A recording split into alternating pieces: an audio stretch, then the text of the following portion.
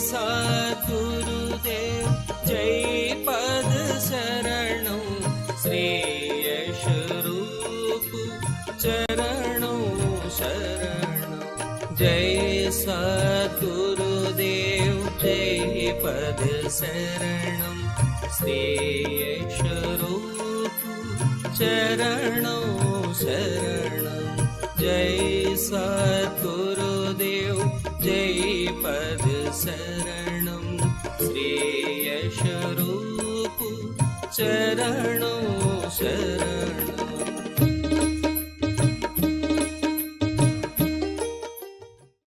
दूसरे स्टेप पर आया, भोजन परमात्मा की याद में करना शुरू किया। 1 घंटा उसका और बढ़ गया।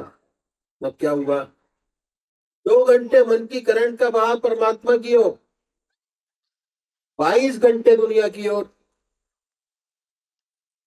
उसने तीसरा अभ्यास किया, उसे सफलता मिल गई। सोने से पहले परमात्मा की याद रहने लगी और जब उठे तो परमात्मा की याद रही। अब क्या हुआ? उसकी मन की करंट का बहाव 1/3 परमात्मा की ओर, 2/3 दुनिया की ओर। अभ्यास किया और दूसरी सीढ़ी पर आया। 16 घंटे उसने अपने बना लिए। अब मन की दशा क्या हो गई?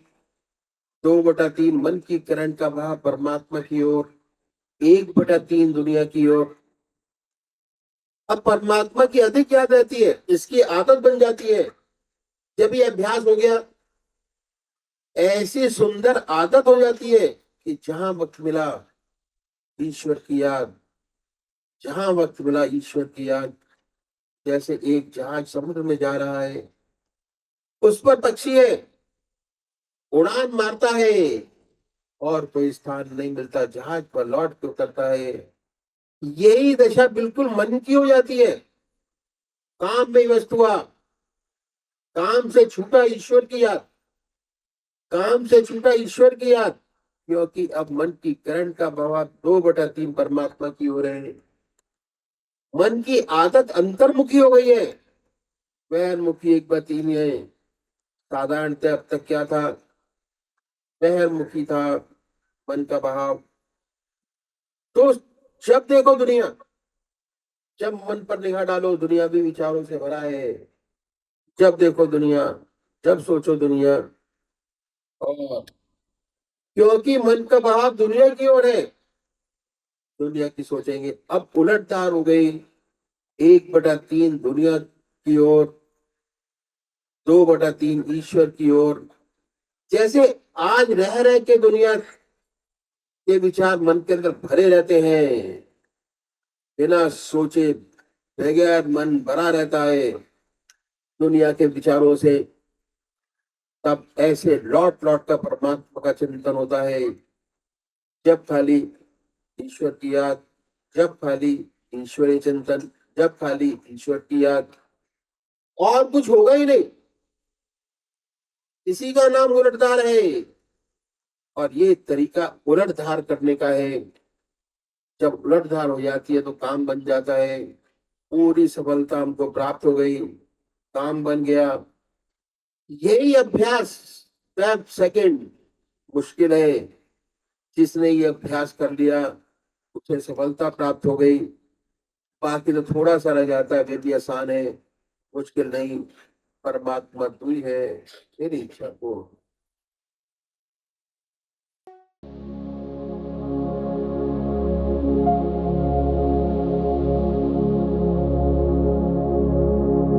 जय सद्गुरुदेव जय पद शरणौ श्रेयस रूप चरणौ शरणौ। जय सद्गुरुदेव जय पद शरणौ श्रेयस रूप चरणौ शरणौ। जय सद्गुरुदेव जय पद शरणौ श्रेयस रूप चरणौ शरणौ। जय सद्गुरुदेव जय पद शरणं श्रेयस्वरूप चरणों शरणं।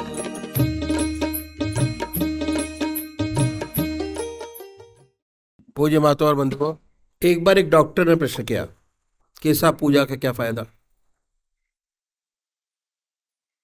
और ये अक्सर प्रश्न करते हैं बच्चे लोग, ये तो बेकार लोगों का काम है। जिनके पास कोई काम नहीं वो माला लेकर बैठे, आधा घंटा सुबह पूजा करें, आधा घंटा सायकाल पूजा करें और टाइम बर्बाद करें, आधा घंटा सुबह और आधा घंटा सायकाल। जिनके पास काम है वो काम करे। हम लोग तो डॉक्टर है, आधा घंटे में 2 मरीज बचा सकते हैं। अगर पूजा में बैठ गए तो क्या फायदा। ईश्वर को किसने देखा है, क्या पता है या नहीं, भगवान है भी या नहीं, इस चक्कर में क्यों फंसा जाए। सीधा साधा काम किया और अपना काम करें, सीधा साधा, जनता की सेवा करें, कौन कमाए। ऐसा प्रश्न उस डॉक्टर ने किया। इस सेवक ने उससे काउंटर प्रश्न किया। अब ये था कि आप सोते क्यों हैं। ना उस समय खाते हैं ना पीते हैं, 2 पारी लगाए बल्कि 3 लगाए, 24 घंटे काम करें, तिगना कमाएं, जनता की सेवा भी करें, समय क्यों बर्बाद किया जाए। अब डॉक्टर चकरा गया और डॉक्टर ने चकराने के बाद ये कहा कि अगर हम सोएंगे नहीं तब बीमार पड़ जाएंगे। ज्यादा से ज्यादा 2-3 माह चलेगा, ज्यादा नहीं चलेगा किसी भी हालत में, और अधिक नहीं चलेगा। हम लोग तो डॉक्टर हैं, जिसे नींद नहीं आती उसे गोली दे के सुलाते हैं कि सो जा भाई, जबरदस्ती। सेवक ने फिर पूछा, भाई कि गोली देकर क्यों सुलाते हो, किस लिए, सोना क्यों जरूरी है। उत्तर मिला कि अगर शरीर को रेस्ट नहीं मिलेगा तो क्या होगा। उसे रेस्ट नहीं मिला, रेस्ट मिलना तो बहुत जरूरी है। फिर सेवक ने उससे कहा कि ऐसे इंजेक्शन निकालिए, इंजेक्शन दे दिया जाए और काम चलता रहे। आदमी काम करता रहे, सोए नहीं। डॉक्टर ने फिर कहा कि कितने भी इंजेक्शन निकाल दो, लगा दो, सोए बगैर काम नहीं चलेगा। सोना क्यों आवश्यक है, सोना पड़ेगा ही। हमारी जो साइंस है वो अभी शरीर तक ही सीमित रही है, हम उससे ऊपर गए नहीं। वास्तव में जो हमारी पर्सनैलिटी है वह कॉम्प्लेक्स है, अनोखी है। अब ये शरीर नहीं है जिसे हम देखते हैं, ये तो स्थूल शरीर है जो सामने दिखाई दे रहा है। इसमें नाक है, कान है, आंखें हैं, हाथ है, पैर है। एक दूसरा शरीर और भी है जो मन, बुद्धि, चित्त और अहंकार से मिलकर बना है, उसे हम सूक्ष्म शरीर कहते हैं। सूक्ष्म शरीर जितना सोच विचार का काम है वो हाथ पैर से नहीं करते हम। हाथ पैर ना सोचता है ना समझता है, कुछ नहीं करता। सोच विचार का काम उससे नहीं होता, और जितना सोच विचार का काम है हम इससे करते हैं, हमें सूक्ष्म शरीर से किया जाता है, सूक्ष्म है। और इस सब, और तीसरा एक शरीर और भी है, दो आप मैंने आपको बताए, एक स्थूल शरीर और दूसरा है सूक्ष्म शरीर। तीसरा है कारण शरीर, आत्मा, चैतन्यता और आनंद। आनंद बाहर नहीं है, किसी चीज को देख के हम आनंदित होते हैं, हम आनंदित होते हैं, वो चीज आनंदित नहीं होते। मिठाई को देख के हम आनंदित होते हैं, खा के उसका आनंद लेते हैं, मिठाई आनंदित नहीं होते। अच्छा खाना मिला, हम आनंदित होते हैं, खाना में आनंद नहीं है, आनंद हमारे मन के अंदर है। तो चेतनता और आनंद दोनों आत्मा के अंदर हैं, और जहां आत्मा नहीं है, शरीर बेकार हो गया। जिसे आप इतना प्यार करते हैं, आत्मा निकल गई और ये शरीर बेकार हो गया, तो हम भूल जाते हैं कि हमारे 3 शरीर हैं। आप सब कुछ इस स्थूल शरीर को ही समझ बैठे हैं, और हम पूजा भी इसी से ही करते हैं, स्थूल शरीर से। मंदिर जाना, जल चढ़ाना, देवी देवताओं को मनाना, भागवत सुनना, रामायण पढ़ना, इसी से करते हैं। अब क्या है, अब देखिए सोने में क्या होता है। अब प्रैक्टिकल तरीके से आ जाए। जब सोते हैं तो न आंख देखने का काम करती है, ना नाक सूंघने का काम नहीं करती, कान भी सुनने का काम नहीं करते। उस टाइम आप हिलते डुलते नहीं, तो आपकी जितनी इंद्रियां हैं वे सब निष्क्रिय हो गई, निष्क्रिय हो गई। उन्होंने सबने अपना अपना काम करना छोड़ दिया, छोड़ दिया काम। अगर आप टाइम से दवाई न लेके रात को सोते हुए दवाई ले लेंगे, तो सुबह तक उसका कोई असर नहीं होता। वो दवाई ऐसी की ऐसी आपके शरीर में पड़ी रहती है, निष्क्रिय, क्योंकि शरीर निष्क्रिय हो गया। उन्होंने अपना अपना काम छोड़ दिया। इसी का नाम आराम है, विश्राम है, इसी को विश्राम कहते हैं। डॉक्टर भी ये कहता है कि जागते जागते जो आप काम कर लेंगे, जो आप दवाई ले लेंगे, उसका असर बराबर रहेगा। और अगर सोते हुए या सोने से 2 मिनट पहले आपने दवाई ली तो उसका कोई असर नहीं होता। और जब ये निष्क्रिय हो गई, तो इनका आधार है मन, मन में सिमट गई, और इनको ताकत मिलती है मन से। सुबह से शाम तक हम कुछ ना कुछ खाते पीते रहते हैं, तो हमें शरीर में एनर्जी मिलती रहती है। जब सो गए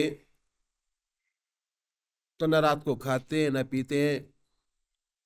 इनको एनर्जी मिलती है मन से, खाने से नहीं मिलती, दूध से नहीं मिलती, इंजेक्शन नहीं मिलती, मन से मिलती है। इंद्रियां सिमट गई मन में, और जब आप सुबह उठे बिल्कुल ताजगी महसूस करते हैं, काम करने की आपके अंदर शक्ति है, आपके अंदर ताकत है। और अगर आप सोए नहीं तो क्या हुआ, दिन भर जम्बाई लेते रहेंगे, कुछ ना होगा, कुछ नहीं होता। तो सोना बहुत जरूरी है।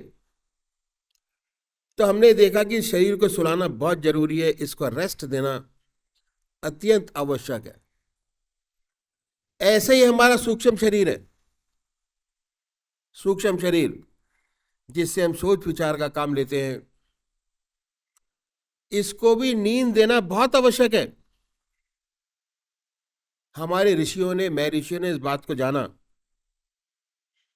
इसलिए उन्होंने कहा कि आधा घंटा सुबह और आधा घंटा सायंकाल भगवान की आराधना करो, भगवान की पूजा करो। परमात्मा की पूजा करोगे तो भगवान में चित्त एकाग्र होगा। एकाग्र करना, कंसंट्रेशन ऑफ माइंड, ध्यान योग क्या होगा? भगवान में चित्त एकाग्र होगा, चित्त निरोधक स्थिति पैदा होगी, क्या अपने आप आ जाएगी। अगर आप एक चीज को लेके चलेंगे, भगवान के एक स्वरूप को लेके चलेंगे, तो अपने आप चित्त निरोधक स्थिति पैदा होगी, मन विचारों से खाली होगा, अपने आप आ जाएगी। मन विचार शून्य हुआ कि निष्क्रिय हुआ। जैसे हमने अपने शरीर को निष्क्रिय किया सो के, उसी तरीके से अपने मन को भी निष्क्रिय कीजिए। भगवान को मानिए न मानिए कोई फर्क नहीं पड़ता, माने न माने कोई फर्क नहीं पड़ता, लेकिन आप अपनी हस्ती को तो मानेंगे कि हम हैं,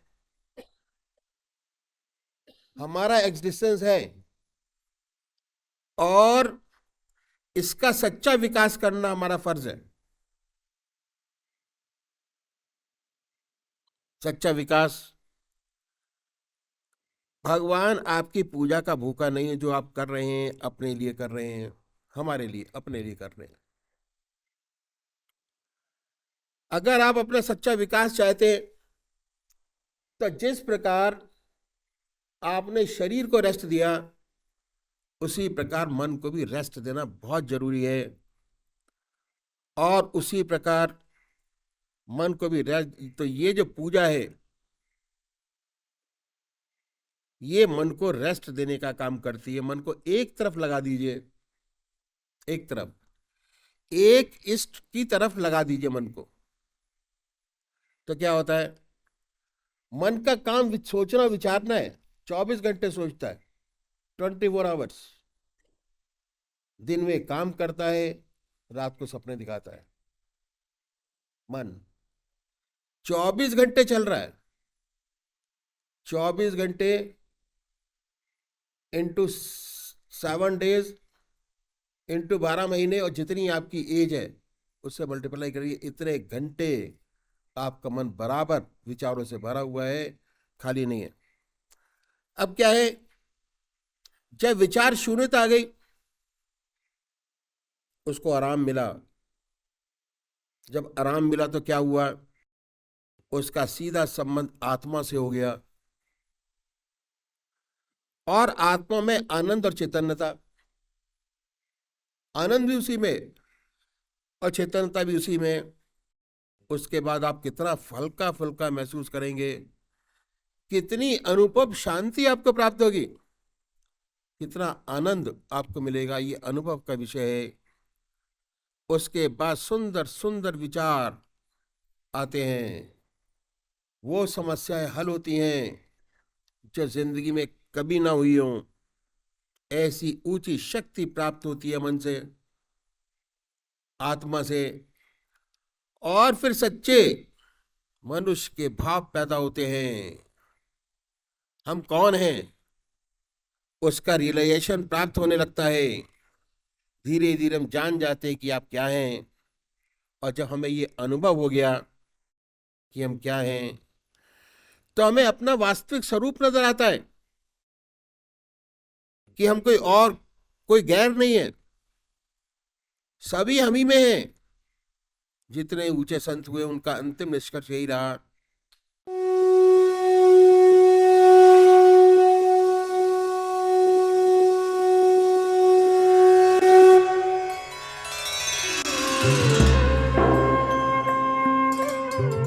ध्यान योग के कार्यक्रम आनंद योग से निशुल्क जुड़ने के लिए संपर्क करें 9810239677।